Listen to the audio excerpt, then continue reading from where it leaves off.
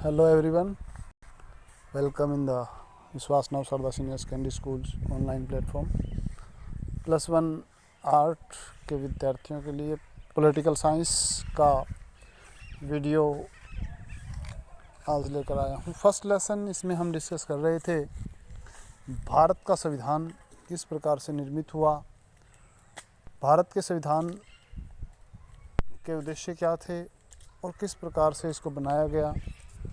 इन सब बातों के बारे में हमने पढ़ा था कि संविधान क्यों और कैसे, संविधान की कार्यप्रणाली क्या थी, संविधान सभा का निर्माण कैसे हुआ था, संविधान सभा ने जो कार्यविधि अपनाई थी उसके अंतर्गत संविधान का निर्माण किया गया था। उद्देश्य प्रस्ताव रखा गया था जो कि संविधान सभा ने उद्देश्य प्रस्ताव प्रस्तुत किया था और उस पर चर्चा की थी कि संविधान के उद्देश्य क्या हैं।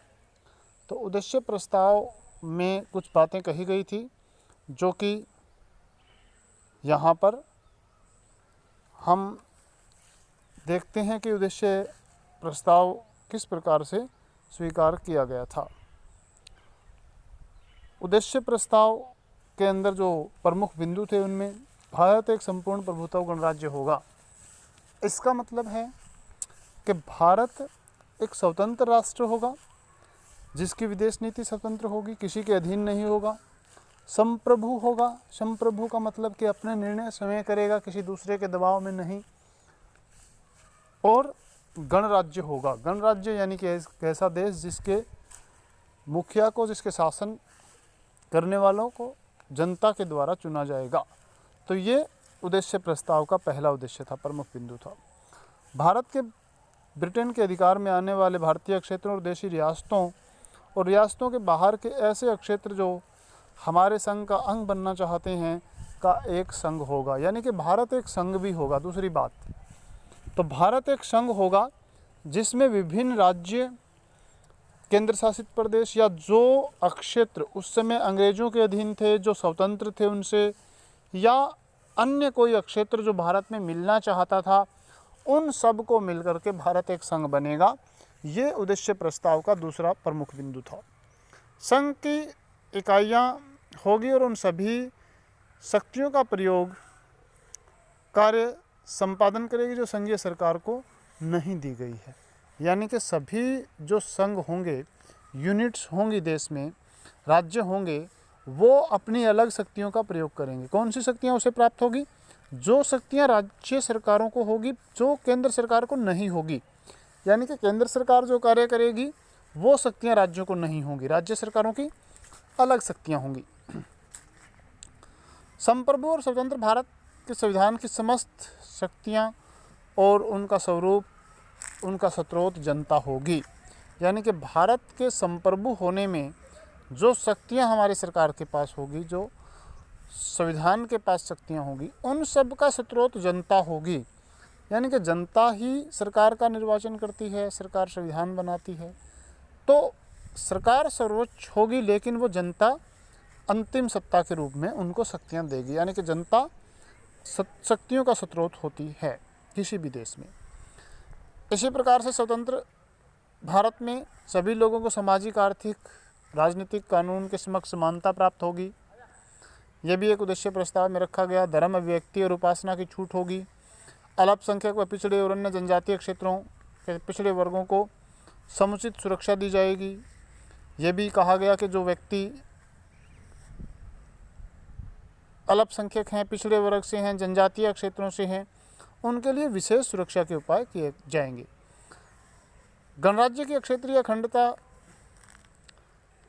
जल और आकाश, इसके संप्रभु अधिकार की रक्षा हेतु राष्ट्र के कानूनों और न्याय के अनुसार की जाएगी। राष्ट्र के कानूनों के अनुसार नागरिकों को व्यवहार करना है और उन्हीं के अनुसार उनको देश के कानूनों को मानना है। विश्व शक्ति, विश्व शांति की मानव कल्पना भारत करेगा, जिसमें स्वेच्छापूर्ण और पूर्ण योगदान भारत का होगा। यानी कि भारत के सभी लोग विश्व में शांति स्थापना की ओर होंगे। यानी कि हम किसी भी प्रकार से झगड़ों में शामिल नहीं होंगे, विश्व की शांति के कल्याण के लिए हम काम करेंगे। तो ये उद्देश्य प्रस्ताव के कुछ प्रमुख बिंदु थे जिसमें संविधान का निर्माण करने के लिए बनाए गए थे। अब विभिन्न देशों के संविधानों से लिए गए प्रावधान, अब भारतीय संविधान जो है उसमें विभिन्न देशों से हमने अलग अलग व्यवस्थाएं ली, यानी कि भारत का संविधान बनाने के लिए हमने अलग अलग देशों से कुछ एक प्रारूप लिए और उन्हें भारतीय संविधान में जगह दी। इसकी आलोचना भी कुछ लोगों ने की, कुछ लोगों ने इसे भारतीय संविधान को उधार का थैला बताया, लेकिन इससे भारतीय संविधान पर कोई फ़र्क नहीं पड़ा।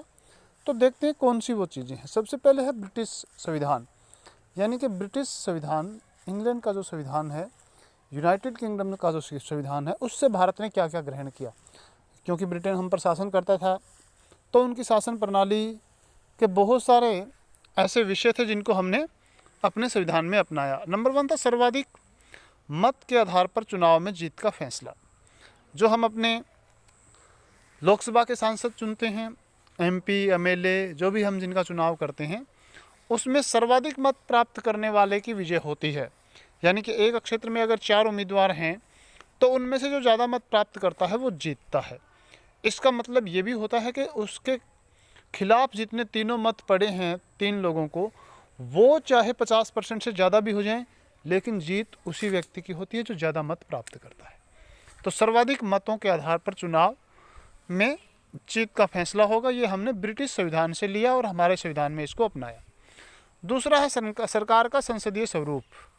ये भी ब्रिटिश संविधान से हमने लिया कि सरकार जो है वो बनेगी, वो संसद के दोनों सदनों से बनेगी, यानी कि संसद के सदस्य ही सरकार के सदस्य होंगे।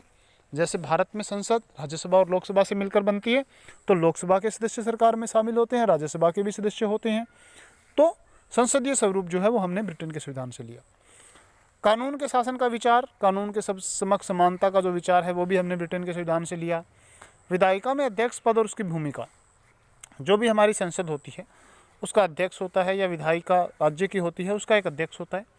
ये भी पद जो है वो ब्रिटेन के संविधान का देन है भारत के संविधान को। कानून निर्माण की विधि, कानून का निर्माण कैसे होगा, संसद कानूनों का निर्माण करती है तो उसकी कार्यविधि क्या होगी, वो हमने ब्रिटिश की संविधान से ली है। जैसी ब्रिटिश कार्यविधि है उसी प्रकार से हमारी कार्यविधि है। दूसरा है अमेरिका का संविधान, मौलिक अधिकारों की सूची। जो मौलिक अधिकार हमारे संविधान में है उसी प्रकार के संविधान जो अधिकार हैं वो अमेरिका के, संयुक्त राज्य अमेरिका के संविधान में हैं और हमने ये मौलिक अधिकार वहाँ से प्राप्त किए हैं। न्यायिक पुनर्वलोकन की शक्ति और न्यायिक पालिका की स्वतंत्रता, ये भी अमेरिका का संविधान है, USA का, जिसमें न्यायिक पुनर्वलोकन यानी कि एक बार किसी चीज़ पर अगर फैसला दिया गया है तो दोबारा से उसको रिव्यू किया जा सकता है। यानी कि सरकार की कोई पॉलिसी सुप्रीम कोर्ट में है, सुप्रीम कोर्ट ने उसके खिलाफ अगेंस्ट निर्णय दिया है तो उसको दोबारा से रिव्यू किया जा सकता है, जुडिशल रिव्यू हो सकता है। ऐसा हमारे संविधान में प्रावधान है जो कि हमने अमेरिका के संविधान से लिया है। आयरलैंड के संविधान से राज्य के नीति निर्देशक सिद्धांत लिए हैं, यानी कि राज्य की सरकार को संचालित करने वाले जो संविधान है वो हमने आयरलैंड के संविधान से ली है। फ्रांस का संविधान स्वतंत्रता, समानता और बंधुताओं का सिद्धांत, स्वतंत्रता, समानता और बंधुताओं, जो विश्व बंधुता की बात भारत करता है, ये फ्रांस के संविधान से लिए गए शब्द हैं जो हमने अपने संविधान में बनाए हैं। कनाडा का संविधान, जिससे हमने एक अर्ध संघात्मक सरकार का स्वरूप, सशक्त केंद्रीय सरकार वाली संघात्मक व्यवस्था। जैसा कि हमने पढ़ा था कि संघीय व्यवस्था है भारत में, तो ये संघीय व्यवस्था क्या है? संघीय व्यवस्था भारत में जो है वो कनाडा की देन है, यानी कि संघ मजबूत है, राज्य जो हैं वो कम शक्तिशाली हैं, केंद्र सरकार ज़्यादा शक्तिशाली, राज्य सरकार कम शक्तिशाली।